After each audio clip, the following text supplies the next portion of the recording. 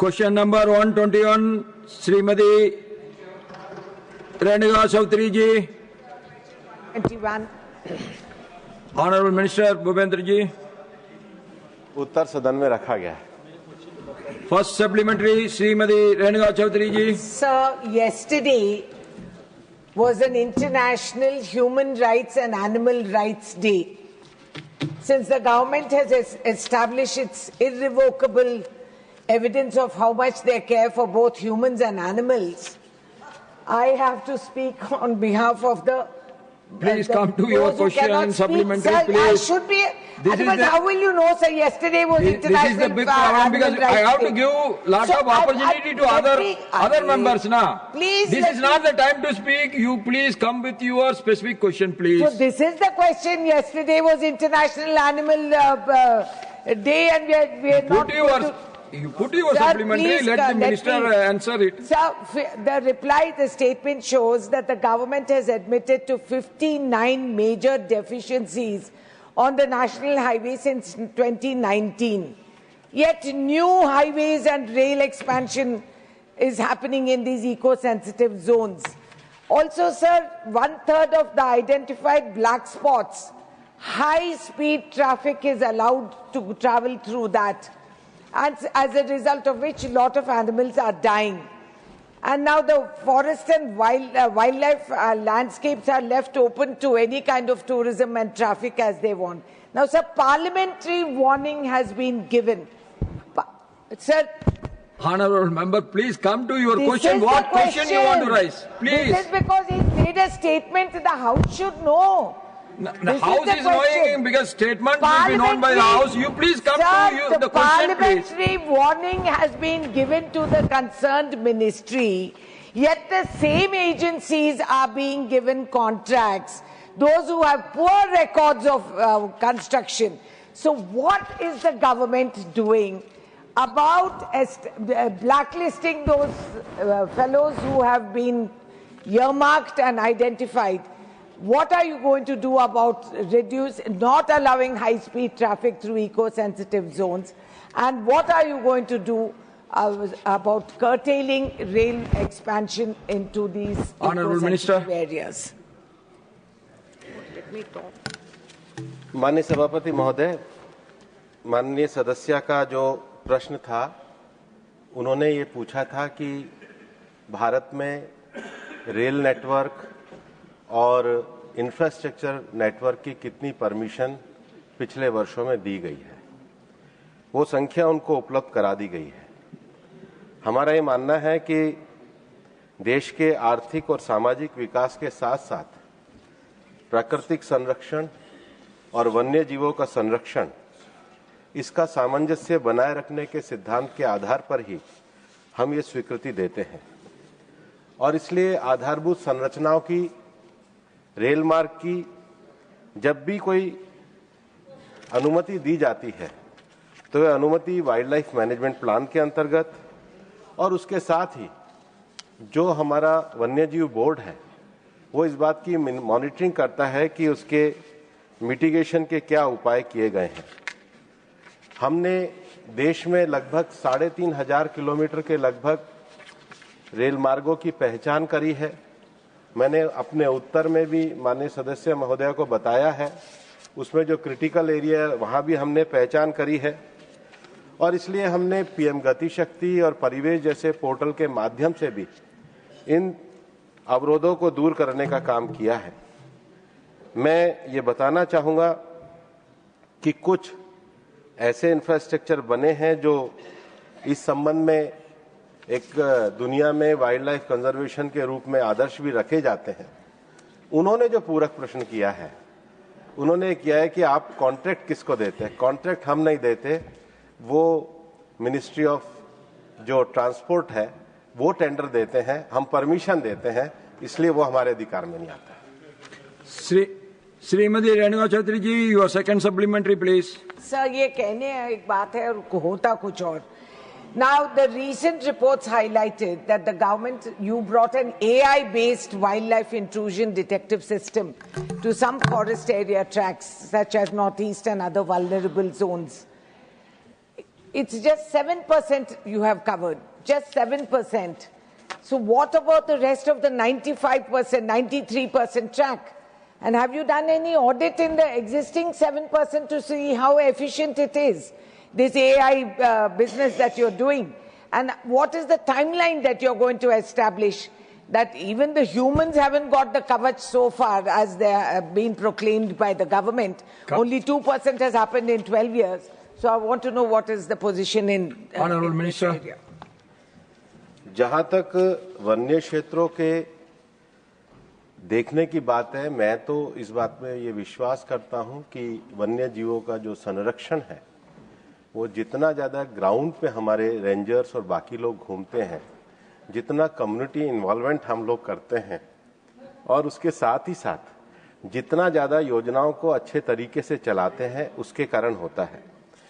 मैं उदाहरण के लिए बताना चाहता हूं कि जब रेलवे पे हमारे हाथियों के एक्सीडेंट ज्यादा हुए तो हमने भारतीय वन्यजीवी संस्थान WII और रेल मंत्रालय के सहयोग से 110 जो संवेदनशील रेल खंड है और 2 टाइगर के जो राज्य हैं उसमें 17 संवेदनशील खंडों की पहचान करी।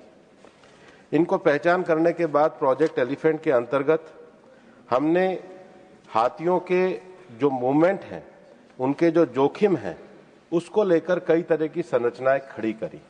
जहां पर पासिस की जरूरत थी, जहां पर थोड़ा ट्रैक को ऊंचा करने की जरूरत थी, जहां पे पुल बनाने की जरूरत थी, उन सारे कार्यों को हमने किया है।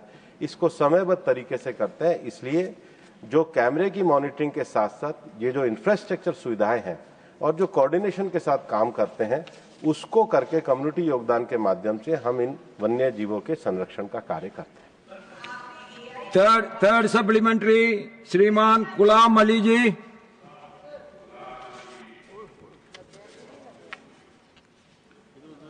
शुक्रिया चेयरमैन सर, आपने मुझे सेकंड सप्लीमेंट्री क्वेश्चन पूछने का अवसर दिया।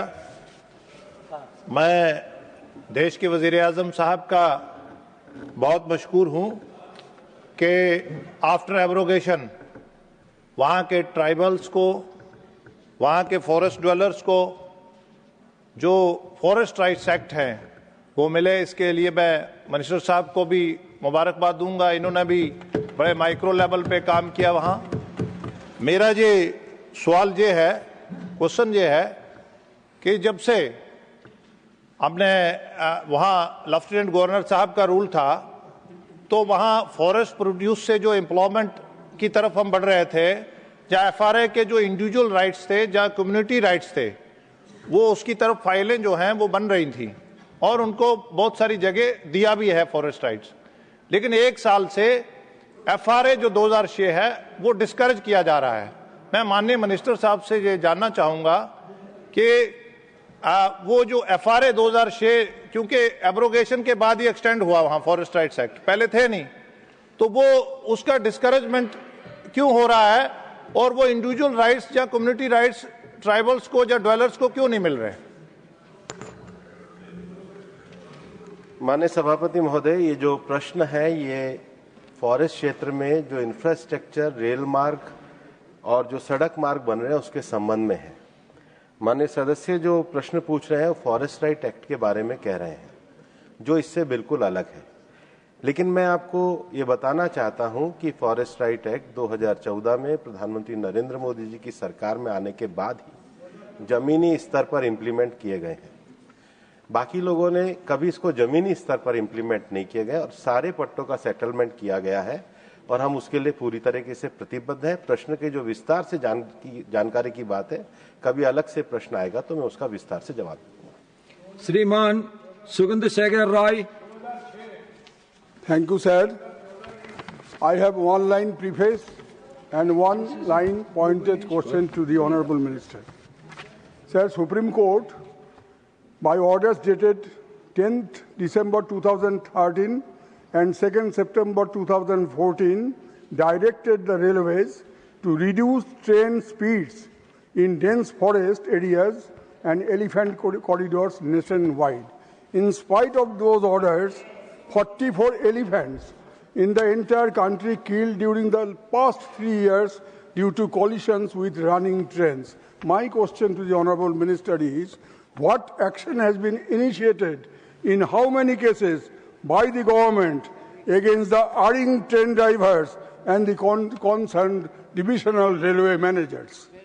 Honourable Minister.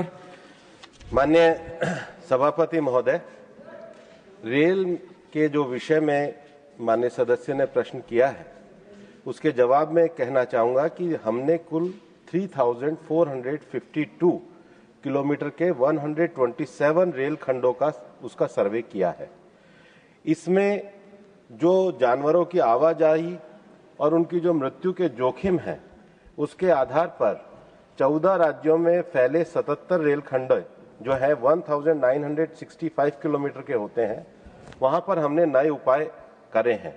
इसमें 503 रैंप ये बनाने का काम किया है, 72 पुलों का विस्तार और उसको मॉडिफिकेशन करने का काम किया है, 39 प्लेस पे बाड़बंदी, बैरिकेडिंग और खाई उसकी संरचनाओं को बनाने का काम किया है, 4 जगहों पे निकासी रैंप बनाने का काम किया है, 65 नए अंडरपास बनाए हैं और 22 ओवरपास बनाए हैं जिनकी कुल संख्या 705 है। ये उदाहरण के तौर पे मैं बताना चाहूंगा कि जो संवेदनशील रेलखंड हैं उसमें जब रेल लाइनों का विस्तार होता है, डबलिंग और ट्रिपलिंग होती है, तो उसमें हम मिटिगेशन के उपाय बताते हैं। जैसे छत्तीसगढ़ के अचानक मार और अमरकंटक के जो हाथियों का गलियारा है वहां होकर गुजरने वाली Gevra road, Pendra road rail line, Maharashtra के दरकेसा सलकेसा रेल ट्रैक की ट्रिपलिंग परियोजना, नागबीड इटवारी गेज परिवर्तन परियोजना, कान्हा नवेगांव तड़ोबा इंद्रावती टाइगर कॉरिडोर से गुजरने वाली वर्षा गढ़चिरौली रेल लाइन भी शामिल है। हमने विशेष रूप से ध्यान दिया है। आसाम में भी हाथियों का जो गलियारा है, जो रानी गरभंगा दीपोरबिल को काटने वाले अजारा कामाख्या रेल सेक्शन को 3.5 किलोमीटर की जो संवेदनशील खंड है उसको एलिवेटेड करने का विशेष प्रावधान हमने किया है। मैं यह भी बताना चाहता हूं कि डिस्ट्रीब्यूटेड एकॉस्मेटिक सिस्टम पे आधारित आईडीएस इंस्ट्रक्शन डिटेक्शन सिस्टम को हाथी के आवास क्षेत्रों के संवेदनशील रेल खंडों पे लागू किया जा रहा है। ये उन्होंने यही पूछा है कि रेल के लिए क्या क्या किया है, मैं विस्तार से बता रहा हूँ। Honourable Minister, please address to me, please. और इसलिए जो निर्देश दिए गए हैं उनकी पूरी तरीके से परिपालना की जा रही है। Thank you.